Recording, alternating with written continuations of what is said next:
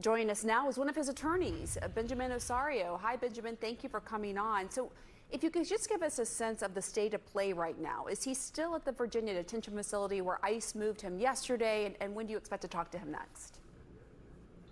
Yes, ma'am. He's still detained there. Obviously, we're happy that he's detained locally so that his family can go and visit him. I fully anticipate talking to him along with Simon, one of the other law partners working on his case on Friday morning. So that'll be the next time we have an opportunity to speak with him. We've got a video meeting set up to go over sort of the status of everything that's happening right now on both the immigration front, the habeas front, and then I think his criminal defense is also trying to set up a meeting with him as well. The Trump administration has leveled very serious allegations at your client, accusing him of being a gang member and a human smuggler. Have you received any evidence from the Justice Department in discovery leading up to his January trial to support those claims? Any information that isn't already out there from this administration? So I'm not on the criminal defense team. I'm working on the immigration case. So as far as I've seen, I mean, I've seen what you've seen publicly. I've seen what's been posted on Pacer and the federal docket. I mean, multiple federal judges, the federal judge in Maryland, the federal judge in Tennessee that decided the bond, have looked at this and said that the government had little to nothing with regards to him being a gang member. Now, obviously, the smuggling sort of charges are ongoing. Those is what he's charged with in Tennessee.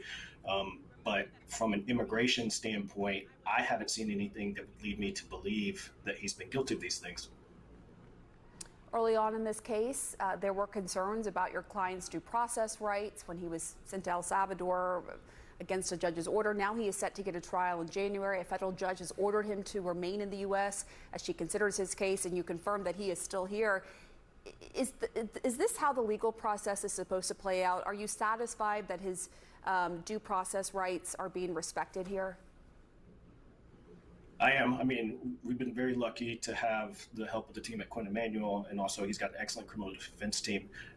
So, I mean, with tremendous pro bono legal efforts, I believe that now he's going to get the due process, and I'm sure that the federal district court in charge of the habeas is going to make sure he gets the due process that he deserves.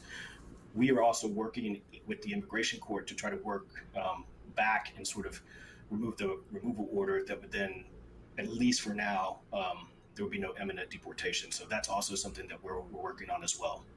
And my understanding is the administration does have the right to deport because he was in the U.S. illegally, and he has his trial coming up in January.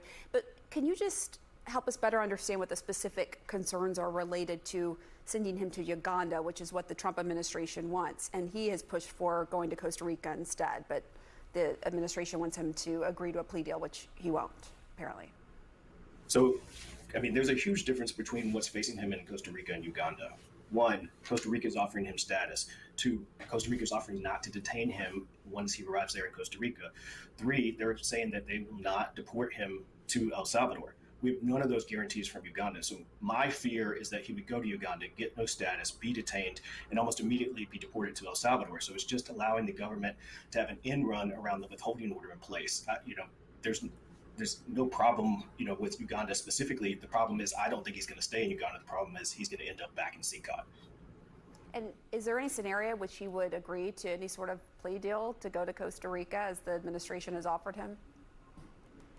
I don't know. I mean, I think I respect, him for standing his ground. I think it takes a lot of bravery for somebody who's been in CCOT, been tortured, been through what he's been through, and not taking that deal. Because if you told me, Ben, I think you're going to end up back in CCOT if you don't take this deal, I would feel a lot of incentive to do it. So I respect him for wanting to pursue his constitutional rights and go to trial.